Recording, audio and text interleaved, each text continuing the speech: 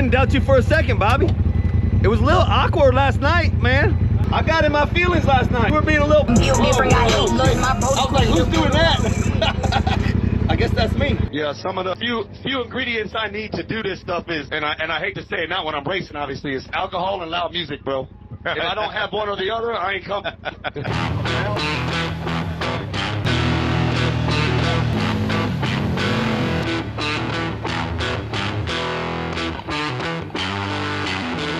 Welcome back to another episode of Talkin Side by Side. I'm your host, Justin. Today we are at Gregory Lake Off-Road Park. It is off-road mayhem this weekend. Upchurch is playing tomorrow night. This place is getting packed out.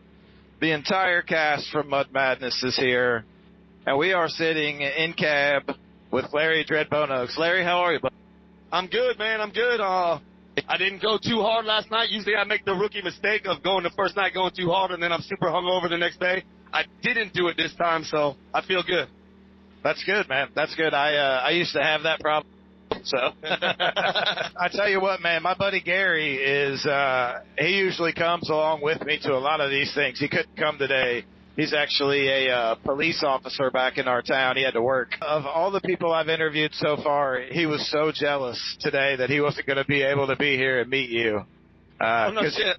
Yeah, you are his favorite one. Full cast. So, man, that's super humbling when I hear stuff like that. Because, man, I promise, I'm just trying to have a good time, man. That's all I'm doing. Tell us a little bit about your background. You know, how long have you been in the off-road world? What was your first ever off-road machine? What got you into it? Yeah, there's two tiers to that. So I was born and raised in Miami, Florida City, you know what I'm saying? But we could drive about an hour west over to the Everglades, and I'm old, so I'm 54 years old. So back then we had three-wheelers and Jeeps and stuff, so side-by-sides weren't a thing yet. We would go over to the Everglades and play in the mud and all that, and I would do that, but not to the degree that I do it now. So then I got out of it for a while, had the real life kicked in, had to get jobs, and I owned a few businesses. I mean, I don't know how far you want to go into this. I ended up having a drug problem. At the time, I owned a tow truck company. I was doing really good for myself. Had a bunch of trucks, tow truck, and I met a stripper, and she was into drugs, and I wanted to hang out with her, so I did the drugs with her, and next thing you knew, I had lost everything. So she had family in Illinois and said, man, let's clean up our act. So together we moved to Illinois, cleaned up my act. She didn't clean up hers, so her and I went our separate ways, and then I ended up having children in Illinois, ended up just starting a business there. So I was in the middle of nowhere, Illinois, as a matter of fact. Like, I live out on a cornfield, basically. There's not much else to do but go off-riding, you know what I'm saying? So that's where it all started, man. I got a four-wheeler when I moved over there, and four-wheeler moved up to a bigger four-wheeler, had to buy an extra four-wheeler so my friends could do it with me. Then the side-by-sides came out, had to buy a side-by-side. Then they got bigger, and you know how it goes. They just get bigger and bigger. Now we're running on 52s and 56s, and is what it is. What business did you own? What did you used to do for work? What do you do now? I mean, my whole life revolves around off-roading. Now I sell parts at CW Motorsports. We basically build engines, transmissions, differentials for side-by-sides. Well, we remanufacture them.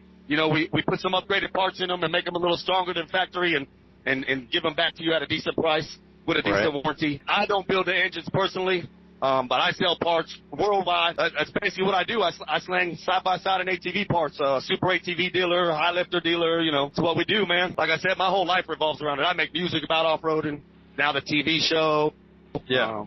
Music was actually going to be my next question, because music is definitely something that you also do. Tell us a little bit about that, how you first got started in it, like where your love of music comes from. Yeah, so music started like also back in Florida in my 20s. I met Vanilla Ice. So he races dirt bikes and stuff. People don't know this about him. He's really good on a motocross motorcycle. Oh yeah. And he races jet skis. I used to own a jet ski rental. Because of that, we ended up meeting. We used to go to jet ski races together, but he brought me out to his house a couple times, and like you look around and this mother made something like $11 million off of one song. Yeah. And I said to myself, man, one song? I could fucking rap. And so I made a rap song.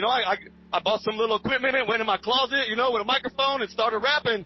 That one thing led to another, and I thought I was going to be a rock star. Didn't work out. I got a little depressed over it. Went back to real life, like I told you, and all kinds of happened from there. Fast forward to me moving up here. Another cast member on the show is Mike LaFleur. Yes. Him and I met. We run an off-road event called the Bounty Course. The WTF off-road bounty course. Because of that, he hit me up and was like, yo, can you help me promote this kind of thing? And I was like, well, yeah, I'll make some videos. And just joking around one time, I went in my garage after drinking a few beers and made a rap video telling everybody to come to the bounty course. Right. Man, and everybody loved it. The internet ate it up. So that led into more videos promoting other bounty courses. I had companies, hey, man, why don't you mention me in your little videos? I started doing that. And people would send me products if I mentioned them in the videos. And one thing led to another, and then I found out that, so back in the day when I would make music, you had to spend thousands of dollars in a recording studio. Oh, yeah. A song. Well, the world has changed. Yes, it has. What a lot of people don't know is me and Bobby Cobb, we make our music in my kitchen on my iPhone. That's when awesome. you hear listen to iTunes or Spotify, I made that in my kitchen on my iPhone, real talk. I didn't spend $1. It's a free app on iTunes or on my iPad or iPod, and so I was like, well, shit, it's on. If I don't have to pay for a studio, I can make a song a day, bro. Like making music for me is easy. I enjoy it. So here we are. So and of course, you're gonna rap about what you love, and I love off-roading, so that's how most of the songs end up being about off-roading. And now I got a pretty good fan base just based off of off-roading. Yeah, that's awesome. Well, and I'm sure the Bud Madness show has helped grow that considerably. I will say, yes. So the numbers I was doing on music immediately tripled after the first episode aired, bro. That's a real thing that happened. I'm very grateful, man. Don't think I take that for granted, man. I know it's a blessing that they casted me on that TV show. Man, when they casted us for this TV show, it's almost 3 years ago when I made a video and sent it in to them and was like, yeah, I want to be on the show too. I think I just went down a dead end. Yeah, so it took a long time before I finally got that call. They were like, yo, you still want to be on a TV show? And I'm like, well, yeah, I think so. They're like, cool, we start filming in 2 weeks. I'm like, oh, wasn't ready for that. Right. But my point is, I got lucky to be casted. You know, I know it's a blessing, and it did. My music numbers tripled overnight. My numbers on social media tripled overnight, just like that. As soon as that first episode came out, everything tripled, which is cool because, man, I mean, I do this for fun. I don't do it expecting I got a job, and I get paid well. Right. So I don't do it expecting a big paycheck. I do it because I like it, but I also like for people to see it, and maybe they like it too, you know? Right. So it's been a blessing for sure, 100%. And I get to do it with my kids. They, you know, one of the first things they said was like, you okay with, you know, us making a story about you and your kids? And I'm like, absolutely, man. That's a real story. My favorite thing about off-roading is that it's something that, you know, a lot of people can't relate to their kids in today's world. Everybody on TikTok and all social media and blah, blah, blah. Kids don't get to do a lot of things with their parents. It's just a different world, you know, than when I grew up. So this makes it so that they still want to hang out with me because I'm doing cool shit that they like. You know what I'm saying? So I'm grateful for that also. And, yeah, the shots that you have seen up to this point from behind us, from your girl's buggy, we're actually getting ready to go by them now. Yeah. You may catch them in the background, so. That's Miss Bossy right there. That's my 14-year-old. We named her buggy Miss Bossy after her. You don't ever let me drive that thing. That's hilarious. My daughter, so I'm a girl dad too. My daughter actually, she just turned 25. She's grown and, you know, you've been through everything I'm going through now. Yeah, she's doing her thing in the world, and I'm super proud of her. And it's funny too because I got two of them. You know, Taylor's the one that likes to race. Kylie's the one that makes music with me. I got a 14-year-old Taylor. She likes to race these buggies. She's a real good driver. And then Kylie's she's more artistic. She's my 12-year-old. She's in making music and art and shit like that. So it's cool. They're complete opposites. They act like they hate each other, but a story I like to tell people all the time is like one time we're walking through Walmart. Taylor, like we're cruising, me and Taylor, I'm in a hurry doing something, and Taylor's like, yo, what happened to Kylie? And I'm like, oh, man, I should be all right. Come on, she'll find us. And she's like, no, Dad. No, you can't leave Kylie. And I'm like, you don't even like her. Why do you care? Let's keep going. And she's like, no, we're going to find Kylie right now. And I'm like, oh, you do love her. Yeah. Yeah, and Will, and you notice that the older they get, like our boys are getting ready to be 18 and 20, and for a long time, man, they just could not stand each other. And we catch them now hanging out together and, playing video games, going skateboarding, all that kind of fun stuff. Oh, yeah. I do expect them to at some point merge back together and realize, that they love each other. But right now, they don't like hanging out with each other. But you know what? Real shit right now, they're behind us in that buggy playing loud music, bumping their heads together, like enjoying it. If we was to roll up on them, they'd act like they don't like each other. But when you're not looking, this off-road stuff, they do like doing that together. Right. They really do. Sometimes they argue over the music playlist, but trying to let some of this dust settle, man. Yeah. Super dusty this weekend. So what did you learn filming a reality TV show that you may have not known before shooting? Well, one, I thought it was going to be me going and partying at the mud park, and they just kind of follow me around and catch whatever I do, and I just get to do my own thing. It wasn't that. It was work. It legit became work. I'm not saying it wasn't real what they got, but woke me up, like a prime example, Rednecks with Paychecks, man. That's a party that I go to every year. So I went there and I partied till 4 a.m. with my wife. We had a good time. Well, he was knocking on my door at 7 a.m. That's not usually what happens. And I was like, yo, get the fuck out of here. They're like, no, man, we got work to do, man. We got to film all these scenes and this and that. And I was like, whoa. So I wasn't ready for that. I didn't know that. It is fun, though, watching reality TV now, though. Knowing some of the behind-the-scenes stuff, it's different watching it now, Right. As you can imagine, it probably is. Knowing some of the secrets and what goes into it, man. It's not them just following you around. It's really not, man. There's a lot more to it.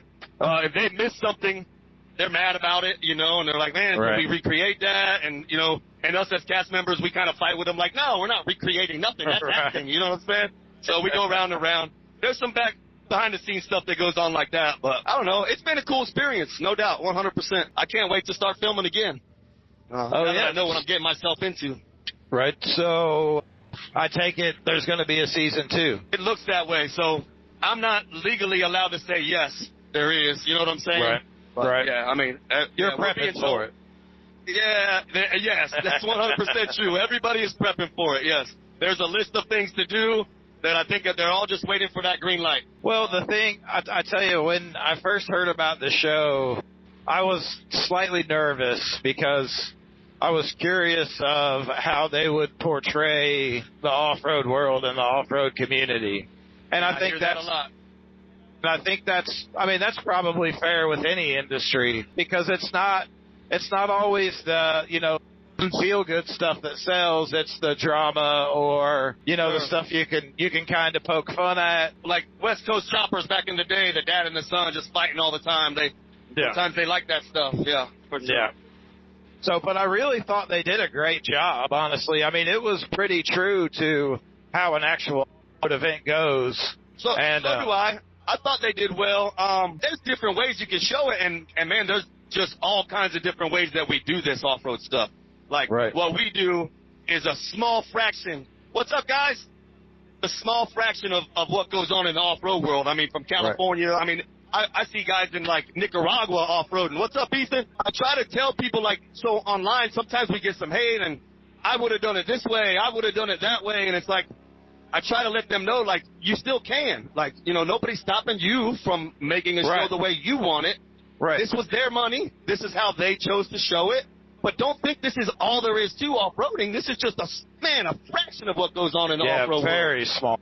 Yeah, small fraction. That's what I try to remind everybody. Like, we don't think we're cooler than you. We're just what we do.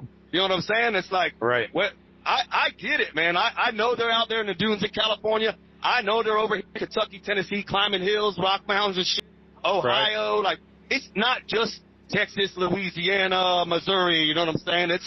It's a worldwide thing, bro. Well, I try to remind people of that. Don't think that we're trying to show you that this is just off-roading is just what we do, because it's not what we're trying to say, you've got rocks, you've got sand, you've got trails, you've got mud. There's all sorts of different off-roading. This highlighted more of, kind of what the mud scene is about. Racing a little bit, yeah, but like just a small fraction, like you said. I had people that wanted it to be about the partying.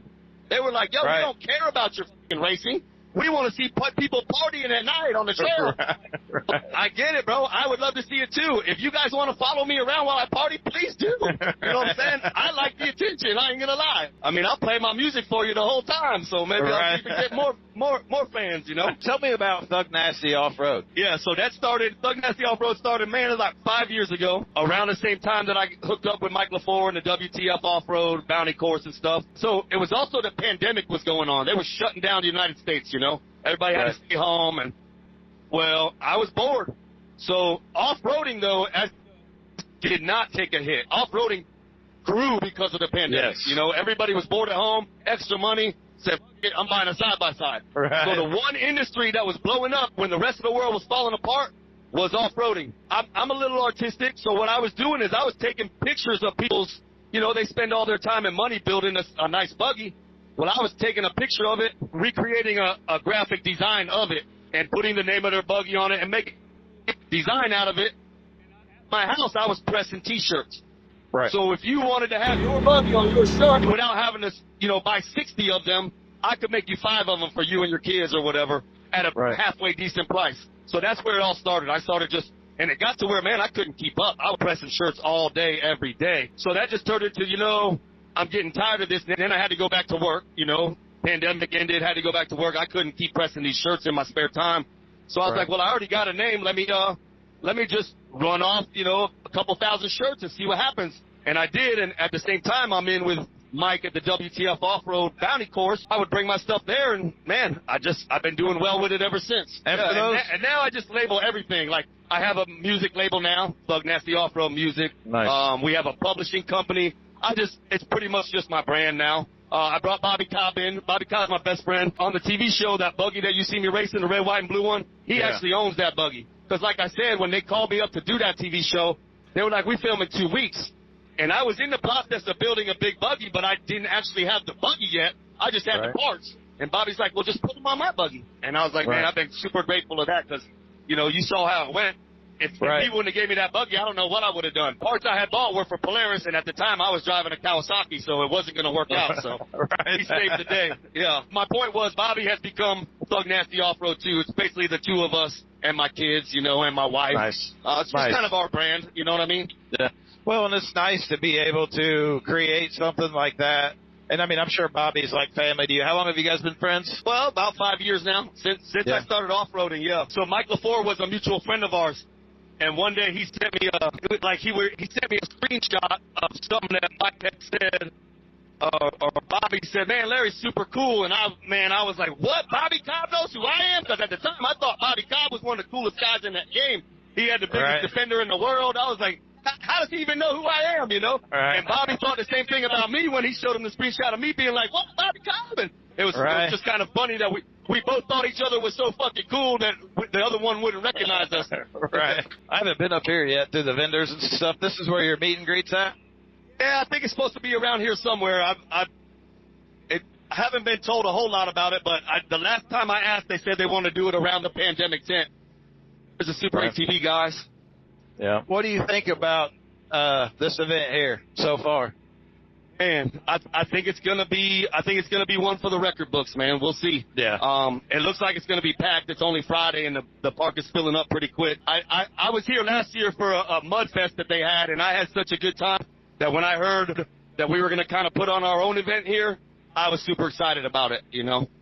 Yeah, I was actually here at Mudfest last year. That's that's where I initially met Bryce. I met you briefly, and then I think Bobby got stuck in a giant mud hole on the trail. Did he not? Yeah, that's when we had first got that buggy, I think, and we had them really wide tires. Yeah. I was actually with the group that helped get him out. So okay, so that was a good time. I love the park, man. I think it's a super cool park, man. Yeah, 100%. I do too. It's kind of cool for me that this has kind of come full circle. That I'm back here. Well, the first place that I met you, and here, and I do. Yeah, a year later. I do really appreciate you taking time. I know you're busy. I know your schedule's crazy, so I definitely appreciate you taking the time to. Well, man, I appreciate that you want to hear what I got to say. To be honest with you, man. This whole concept I feel like is just so different than anything else. It's cool. Oh, it's cool, man. It's definitely got me and my full space to talk to you just riding around because, man, this is my favorite to do. I mean, a beer and a music up would help a little bit, but nobody knows this yet. Well, Bryce knows, but mid-August I'm going to the interview.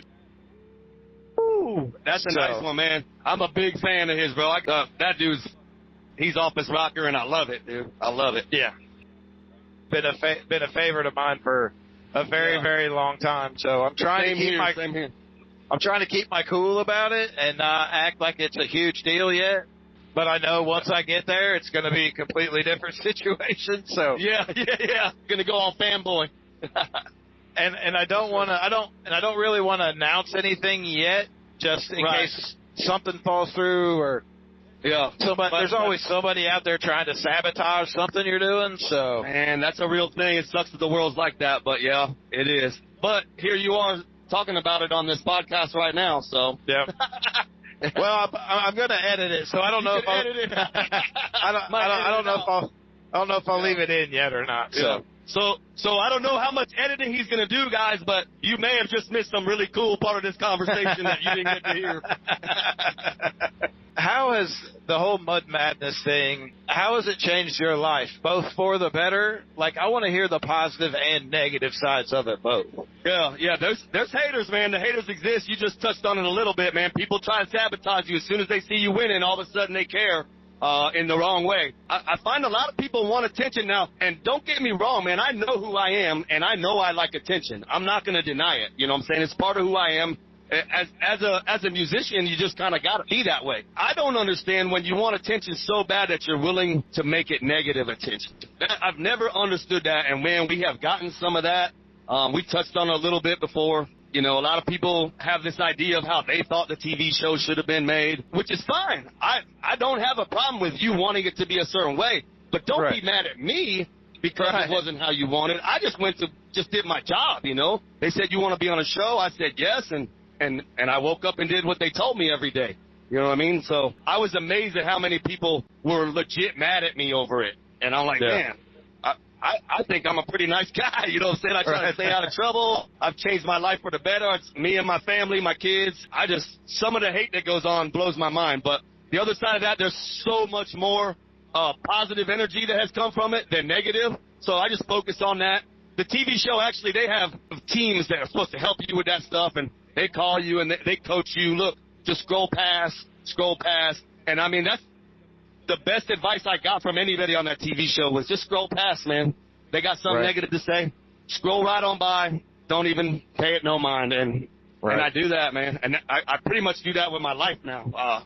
I've taken notes from what I learned from the TV show and applied it in all aspects. Like, you guys don't have to like me. I'm not mad at you. I'm going to move on with my life and keep doing me, you know? Right. There's plenty of space for everybody. Like, you don't agree, man. There's lots of room at the top, man. You don't got to get upset, man. Just grind, man. Just grind. And there's enough space where you don't even have to see me if you don't want to. You know what I mean? Like, agreed.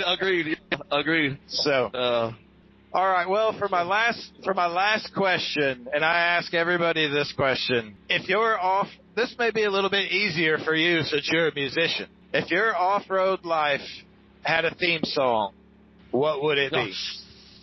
Bro, oh man, it's actually harder for me, man.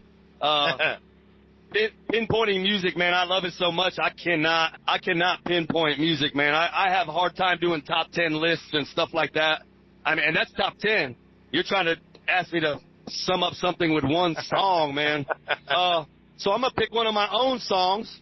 All right. It's a Bobby Cobb song, actually, that I have a verse on, and it's called Trails End. It's by Bobby Cobb. Man, I hope you don't mind me plugging this real quick. And I'm not plugging it because I want to make money off it. I legit think if you're into off-roading, you should go check this song out. It's a Bobby Cobb song called The Trails End. Man, and it kind of sums up the positive nature of what we do out here, man, in one song. It's a legit song, man. If you guys pay attention to the lyrics, my buddy Billy Butler's on it too, and Bobby Cobb and myself, man, and we have people tell us all the time that song is it touches their soul a little bit, so it's pretty cool, man. So if I was to say thumbs up my off-road point of view, that's the song I would pick. I mean, I'm sorry that it's mine. It just is what it is. Right. Sorry, not sorry, I guess. No, yeah. I wouldn't be sorry at all. So thank you guys for tuning in. Larry, thank you so much for taking the time to do this with me today. And I'm hoping that we get together with a couple other guys that do like a group podcast and the Defender I talked to Bryce. I talked to Bryce a little while ago, and I told him you wanted to do that, and he was game. So find a couple other people, and not to say we get it done for sure. Right. Perfect. Yeah. All right, guys. Well, thank you for tuning in. This is another episode of Talking Side by Side. If you haven't yet, go check out. Tell them where to find you, Larry. Dredbone. So here's the thing. Dredbone, you want to say, I'm sorry I'm taking too long to say this, but there's no A in Dred. There is an A in Dred, but when I made my rap name, I didn't put an A in it, so if you go to search me and you can't find it, it's probably because you're typing an A. You can find me on Spotify, iTunes, all of it, man. Facebook is where I do most of my social media. I don't mess around too much on TikTok or none of those places, but I appreciate y'all, man. Thank you, for real. All right, so you heard it there. Dredbone, no spaces, no A, just Dredbone. Find him everywhere you can. We will talk to you soon. Thank you for joining us. We'll see you soon. Right on, bro. How's it going, man? Lay back, bro. I appreciate you.